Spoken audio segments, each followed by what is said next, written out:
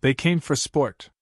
Apex predators bred for war, armed with tech older than our solar system, hunting humans like livestock across distant stars. But they didn't know Earth. They didn't understand rage. And they sure as hell didn't expect what we became when they made the mistake of hunting our children. Boom. Beat. War drums. The hunt flips. They said Echo Reach was too remote to matter. A forgotten human colony on the edge of nowhere, too far from Earth, too insignificant for the Galactic Accord to protect. But the predators didn't care about politics. They came for blood. It started with static on the comms, then the skies turned black. Lights shimmered above the valley, organic ships smooth like bone, hissing as they split the clouds. The colony's defense grid didn't activate. It never stood a chance. Power died. Silence followed. Then the screams. Dara watched from the tree-line, clutching her little brother's hand. Smoke spiraled from the central dome. She'd seen the harvesters in the old satellite feeds, tall, spiked monsters with bone masks and blades fused to their arms. They didn't kill for need. They hunted for ceremony. Ritual. Pleasure. And now they hunted her people. She pulled her brother deeper into the woods, her breast shallow, heart thudding like a war drum. Behind her, plasma flares lit the trees. Voices, not human, chirped in high-pitched staccato, tracking scent and sound. A scream burst through the dark. Then another. Then silence. Dara stopped running. A shape moved ahead, massive, armored, breathing slow. She froze, pushing her brother behind her, ready to die standing. The shape turned. Not a predator. A man. Broad, tall, half his face burned to scar. Dull metal armor covered him in layers, mismatched, scorched. His eyes locked on hers. "Name," he said. His voice was gravel and steel. "Dara," she stammered. "There. I know." He knelt, checked her brother's pulse, eyes flicking to the shadows. Then stood again, slow and deliberate. "Follow." "Who are you?" He didn't answer. He just walked silent through the trees. Dara followed, dragging her brother, confusion tangled with terror. Who the hell was this man walking through a battlefield like it was a quiet morning? They reached a ridge. Below, the colony lay in ruin. Drones circled the remains. Predators marched in formation, counting bodies, tagging trophies. One raised a severed arm and shrieked in triumph. Dara flinched. The man didn't blink. "You armed?" he asked. She shook her head. "No weapons left." He handed her a pulse pistol. Old Terran issue. Heavy. Real. She stared at it. "I'm not a soldier." "You are now." Dara's voice cracked. "You don't understand. We begged Earth for help. For years. They left us to rot." His jaw tightened. Earth didn't forget. Earth waited. He pulled a black cylinder from his belt and drove it into the ground. A soft hum. Energy pulsed outward, invisible. The valley's lights flickered. The predator's ships shimmered like mirages. "What is that?" "Signal disruptor. They hunt with senses. I blind them. Then I kill them." She looked at him like he was insane. "You're one man." He finally turned to her fully. "I'm not here to survive. I'm here to make them pay." His voice wasn't angry. It was calm. Certain. Like death speaking through a human throat. Then he moved. Down the ridge, no hesitation. Dara watched, stunned, as he walked straight into the open. No cover. No fear. The first predator spotted him, lunged with a screech. The man sidestepped, caught its arm, drove a blade into its throat. Another moved behind, too slow. Shot clean through the skull. The rest roared, charging. Dara watched a ghost tear through monsters. He moved like a machine, every strike efficient, brutal, practiced. Limbs fell. Screams echoed. Sparks burst in the dark as plasma deflected off his armor. He didn't stop. He didn't speak. He just killed. More ships descended. He raised a beacon from his wrist. Echo Alpha to FuryNet. Confirmed live target field. Tagging warband. Begin Protocol 9. Dara's jaw dropped. From the sky, nothing came. But from the tree-line, shadows moved. Fast. Dozens of them. Humans, all black-clad, no insignia. Silent. Precise. They hit the field like wolves let off a leash. The predators broke ranks. They hadn't expected a fight. Certainly not this kind of fight. Dara fired once. Missed. Fired again. Hit. She didn't have time to think. Her brother clung to her side as the ground shook from the chaos below. She turned to the man. Cade. That's what they were shouting. Commander Cade. A name from nightmares and whispers. A man declared dead 2 decades ago. A Terran ghost. The one Earth used when it didn't want anyone left alive. Cade dropped the last predator to his knees, grabbed its chin, and forced it to look at him. Tell them, he said. Tell them we're not prey. We're the trap. Then he crushed its throat. Silence fell. Smoke drifted. Blood steamed off the soil. The humans regrouped, fast, methodical. Cade walked through the battlefield like a man on a morning stroll. Dara approached him, still gripping the pistol. You came back. He glanced at her. Not back. Just late. Why now? He looked to the stars. Because they crossed the line. She stared. What line? They hunted children. He turned away, speaking into his calm. Echo reach secure. Begin recovery. Mark all Predator ships for reverse engineer. No burial. No honor. They get memory, and warning.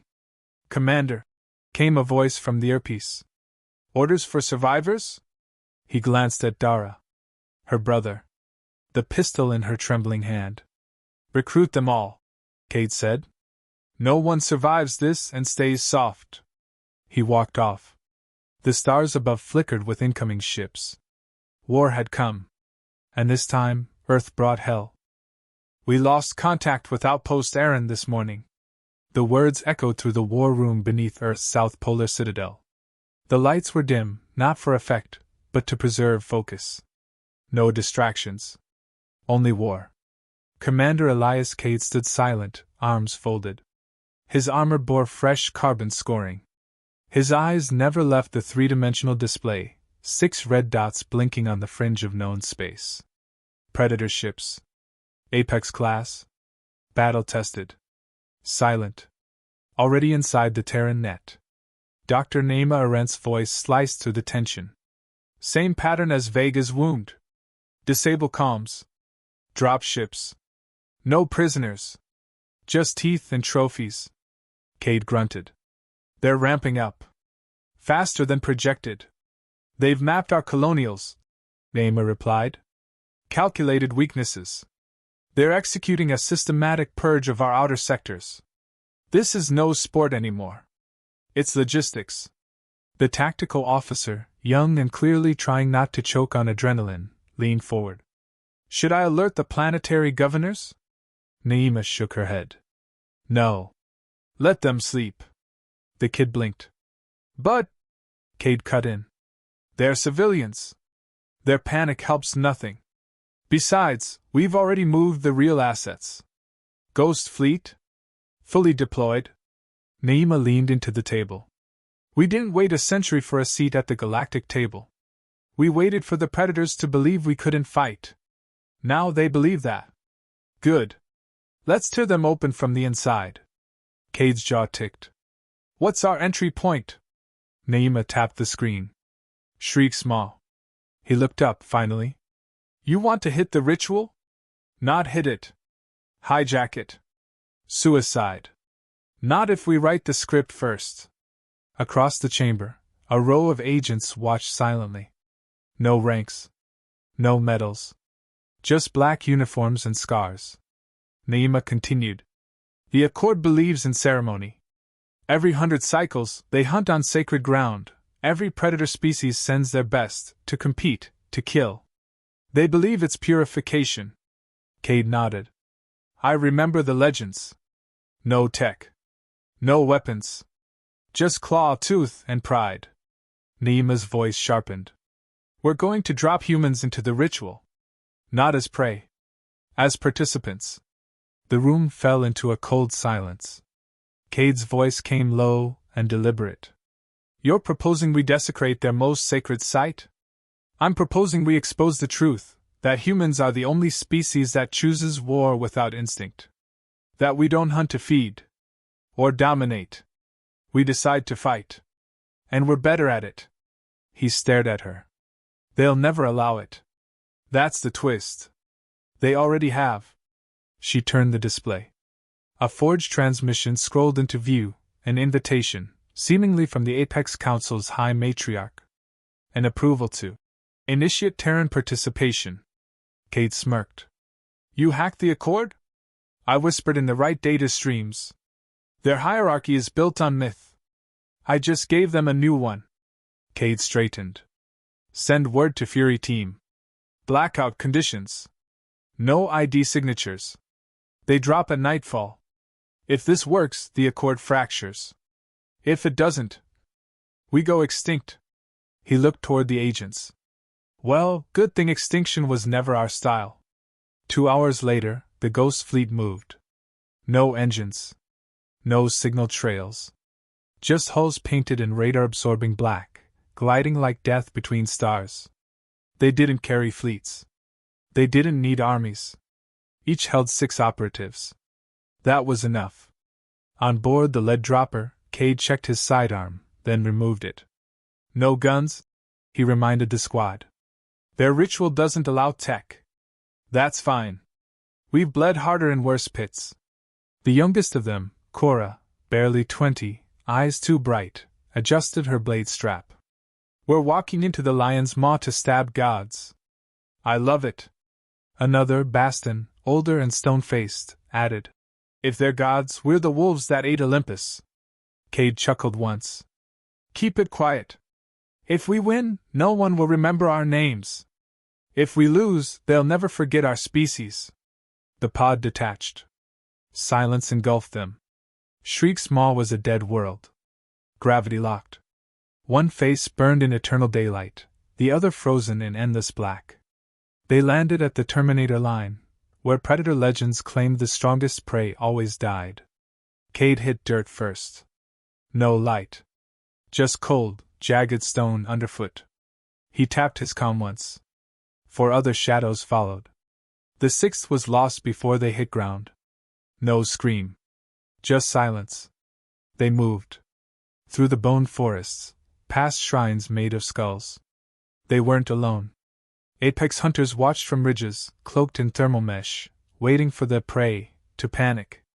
But Cade's squad didn't run. They walked toward them. The first predator dropped from above, massive, 6-limbed, jaws flaring. Baston met it with a punch so hard it cracked armor.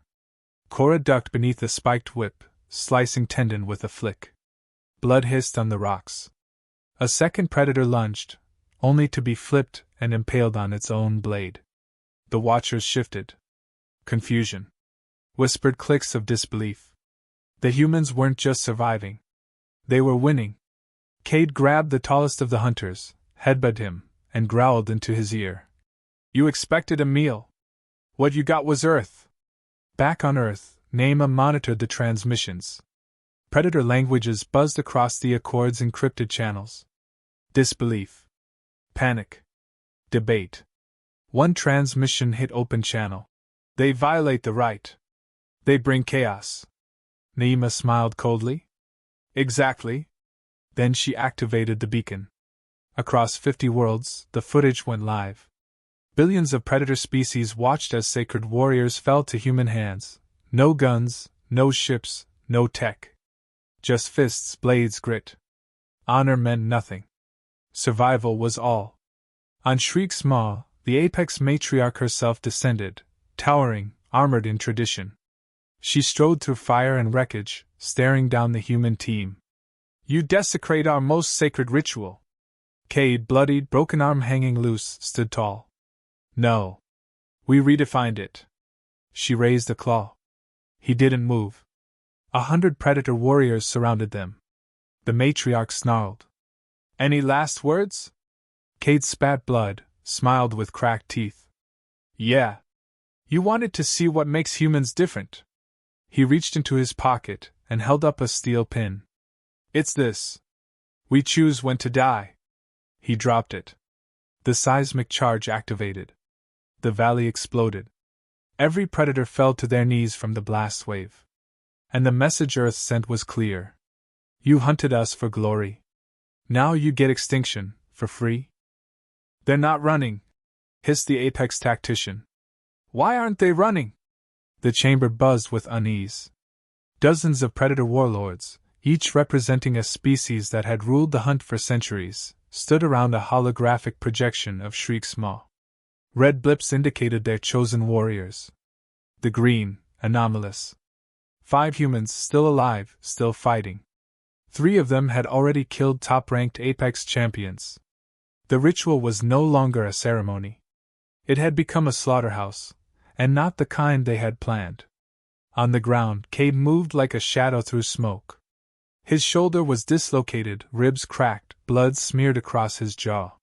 He'd stopped counting the dead. Baston was dragging a wounded Valari into the open, blades still dripping. They've stopped trying to overwhelm us, Cade said through clenched teeth.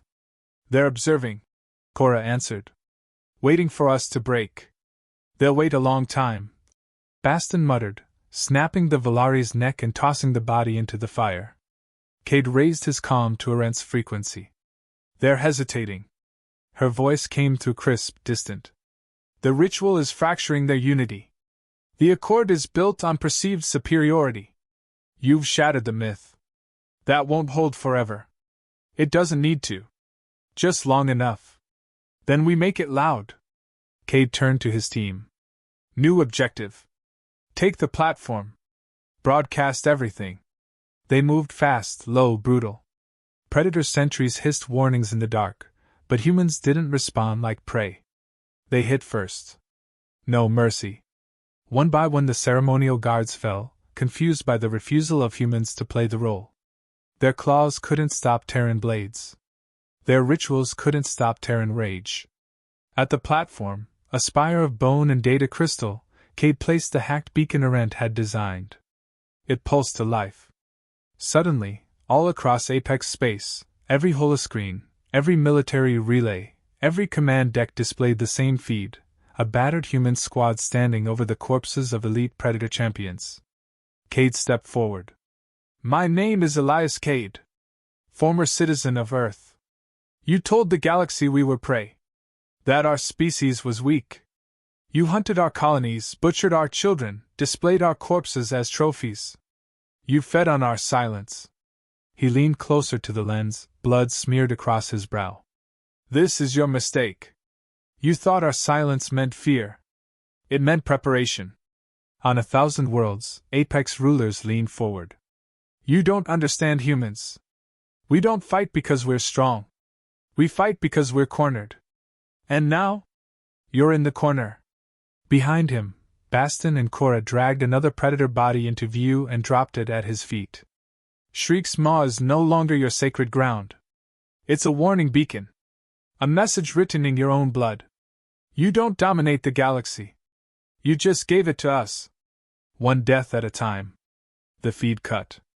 On Apex Council World Cordon, the High Matriarch slammed her claws onto the table. This violates everything we stand for. One warlord hissed. They entered our ritual with permission. No predator would allow that. Then perhaps, another growled. It wasn't a predator who let them in. The council chamber erupted into snarls and accusation. Seeds of doubt had been sown. Arendt watched from a deep-net relay, expression unreadable. One more spark, and they'd burn themselves down. Cade, she whispered into the secure channel. Time for the fracture. On Shriek's maw, a sonic pulse echoed across the valley. Cade turned to see a new figure descend from the upper ridge. Not a predator. A human. Unmarked, cloaked in white. Baston raised his blade. Who the hell? Wait, Cade muttered. Let it speak. The figure approached. I am Anvarin, it said. You were never meant to survive this long. Yet here we are, Cora snapped. Rin ignored her. You've embarrassed the Accord. Torn the veil. Their strength was belief. You broke it. Cade narrowed his eyes. You're not Terran military. No. Then what are you? Rin smiled, a cold twist of lips. Insurance. From the cliffs, new forms appeared. Humans, yes, but not like any Cade knew. Augmented. Silent. Eyes glowing faint blue. Arendt's voice cut in. They're sleeper operatives. Earth's contingency. Cade's gut went cold. You knew? I suspected. Rin continued. The Accord will collapse. We don't want chaos. We want control. So we prepared a post-Predator peace structure. We'll remove the Accord. Then remove you. You're not military, Cade repeated. You're corporate. Rin bowed slightly. Peace requires order. Order requires management. Cade raised his hand. Baston and Cora fell into position, blades drawn. You think we fought all this way just to hand Earth over to a boardroom? Earth needs unity. No, Cade growled. Earth needs freedom. The first augmented stepped forward, silent, graceful. Baston charged. The fight was savage. Cleaner, faster, more calculated than anything before. Humans against humans, except these weren't the same breed. The augmented fought like machines, efficient and cold. Cade took two down before catching a blade through his side. Blood gushed. He dropped, rolled, stabbed upward. Cora screamed as Rin stepped over Baston's broken body. This is bigger than you, Rin said. You've served your purpose. Now lie down. Cade's calm crackled. Arendt's voice tight. I'm blowing the platform. Do it, Cade gasped. Confirmed. The crystal beacon burst into a pulse of white. Rin stumbled back. Cade surged forward, jamming a shock detonator into Rin's gut. This is Earth's message, Cade snarled. He triggered it. Lightning surged. Rin screamed, circuits frying beneath skin. The augmented fell back, systems scrambled by the burst. Cade collapsed. Cora crawled to him, dragging his limp form behind the wrecked platform. Above them, the sky shimmered, Earth's ships descending fast, weapons hot. Cade, Arendt whispered through the channel. You bought us time. We're moving in. His voice was barely a breath. Make it count! The last thing Cade saw was the apex sun rising behind the wreckage of gods, washing Shriek's maw in light. Then everything went black. Smoke hung over the scorched soil of Shriek's maw, curling like the breath of dead gods. Cora crouched behind a shattered ridge of bone, eyes locked on the flickering pulse of Cade's vitals. His body was still, breathing shallow, armor cracked and soaked. The detonator had taken out the envoy and disabled the augmented enforcers, but it had taken a piece of him, too. The feed from the destroyed beacon had traveled. All over the galaxy, Predator worlds watched in silence as the broadcast was hijacked a second time. Not by the Apex Accord. Not by the rogue envoy. But by Earth itself. Dr. Naima Arendt's voice rang out across the stars, calm, controlled, laced with fury. This is a declaration. Not of war. Not of peace. But of accountability. The galaxy has permitted the Accord's blood sport for centuries. They made victims of species for entertainment. They called it tradition. They called it honor. We call it what it is, systematic extermination. And now, the predators become the prey. In the Predator homeworld of Krurash, citizens watched as their warriors fell on screen to humans with no backup, no ships, no superweapons, just knives, grit, and purpose. On Valari Prime, riots ignited. On Turnax, a general turned his fleet around midwarp, refusing to fight. Fracture lines appeared in the Accord's unity. The illusion of invincibility shattered. Inside a makeshift shelter beneath the Maw's remains, Cora secured Cade's pulse with a pain dampener gel pack and activated a med drone. Baston lay dead nearby, still gripping his blade, jaw set in defiance. One of the augmented lay beside him, helmet cracked, its lifeless eyes wide with shock. They had expected submission. They had received legacy. The signal from Arendt switched from broadcast to command. Cora! Respond! She pressed the side of her neck. Alive! Cade's critical. Beacons offline. Enemy is fragmented, but we're compromised. You're not compromised. You're winning. Winning's not enough. They'll regroup. No. They're collapsing. The Accord Council is splitting. 3 factions have declared neutrality. 2 are preparing to defect. Cora exhaled. About time. Arendt continued more quietly. But the real challenge isn't outside. It's coming from inside. Cora's gaze hardened. The envoy? There are more like him. Corporate implants. Engineered humans, activated in crisis to seize control of Earth's role in the galaxy. We built a spear. They want a leash. Cora stood, picking up Baston's secondary blade. Then we cut the hand that holds it. You're not alone. Reinforcements inbound. But there's one target left. Who? Prime Counselor Tyrak. Apex Architect. War criminal. And now, hiding. A visual appeared on Cora's visor, a jungle moon outside Accord territory. Hidden installation. Tyrak's last fortress. He had seen the writing on the wall and fled before the maw fell. You're tasking me to end this, she said flatly. I'm asking you to do what Cade started. Finish the message. Permanently. She looked down at her commander, the man who had refused to die for the comfort of others. The man who had shown her that fear wasn't something to be avoided, but something to turn into a weapon. When I find him, Cora asked, do I bring him back? Arendt hesitated. No. You make it final. Cora dragged a reinforced med case onto Cade's chest, strapping it tight. He wakes up, tell him where I went. He'll want to go. He can't. Arendt paused. Understood. Cora climbed the ridge, stared at the wreckage. The sky was darker now, the stars sharper. Somewhere up there, the council was tearing itself apart. Good. Let them bleed on their own blades. But for one of them, Tyrak, she wouldn't wait. 12 hours later, the last jungle moon of the old Accord lit up with human fire. Cora dropped into the canopy under full stealth, blades strapped to her thighs, pulse muffler activated. The fortress was cloaked, buried in an overgrown basin, guarded by hybrid mercenaries, part Apex, part Augmented. The worst of both worlds. She counted 20 outside the compound perimeter.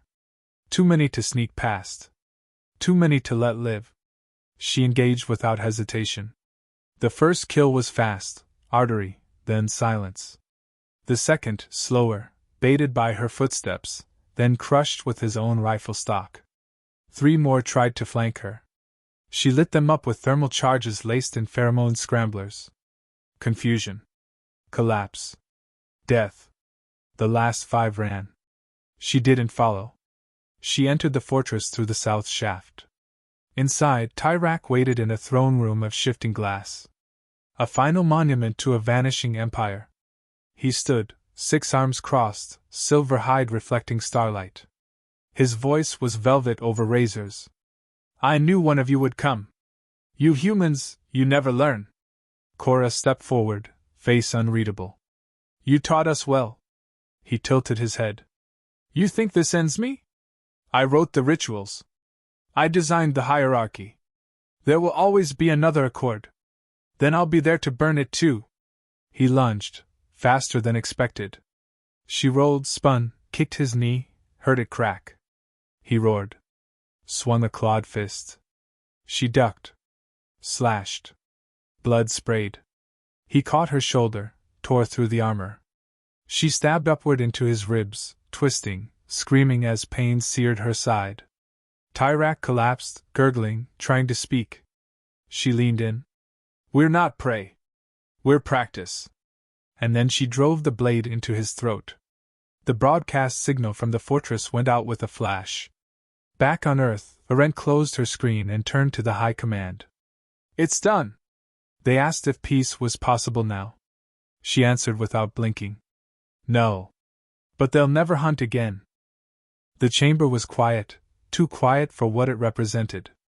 Deep beneath Earth's Antarctic stronghold, surrounded by walls of alloy and buried codes, the highest-ranking commanders of humanity sat before a single display, Cade's heartbeat, slow and rhythmic, pulsing in real time across the board.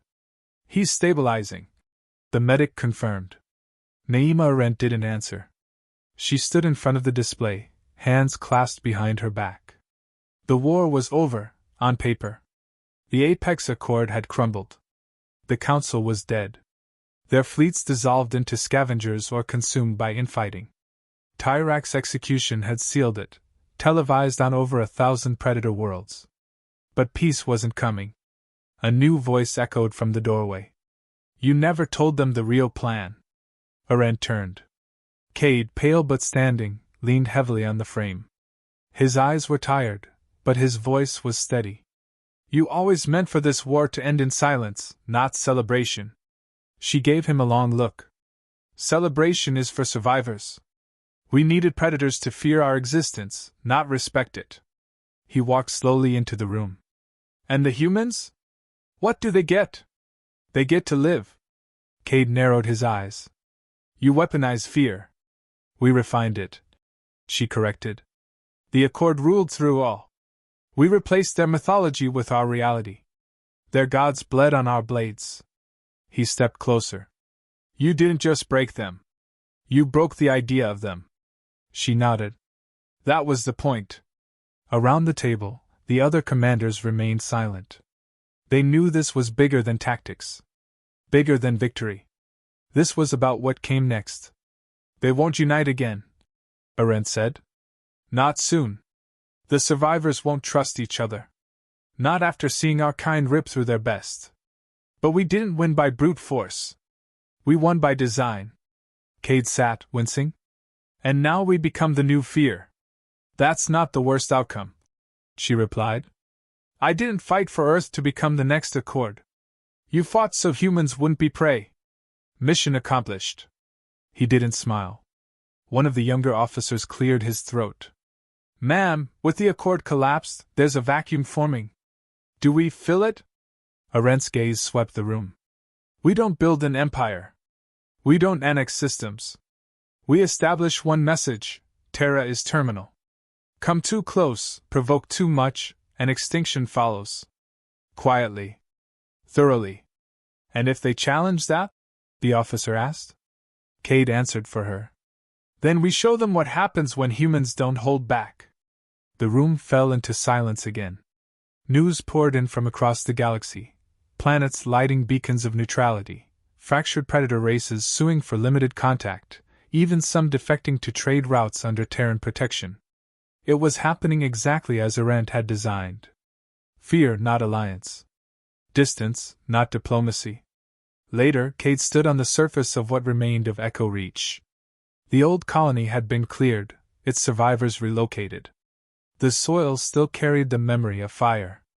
The sky above was quiet. Cora stood beside him. You're supposed to be resting, she said without turning. I did. For 15 minutes. She smiled. War's over, they said. We said that after the Iron Pact too. Then came the Splinter Wars. Arendt says this is different. He looked up. It's never different. The faces change. The fire doesn't. She offered me command, Cora said. You take it? I said no. He raised an eyebrow. Why? I'm not here to build a world, she said. I'm here to make sure no one burns ours again. He nodded. That's why she'll ask again. She didn't deny it. The sound of a dropship echoed in the distance.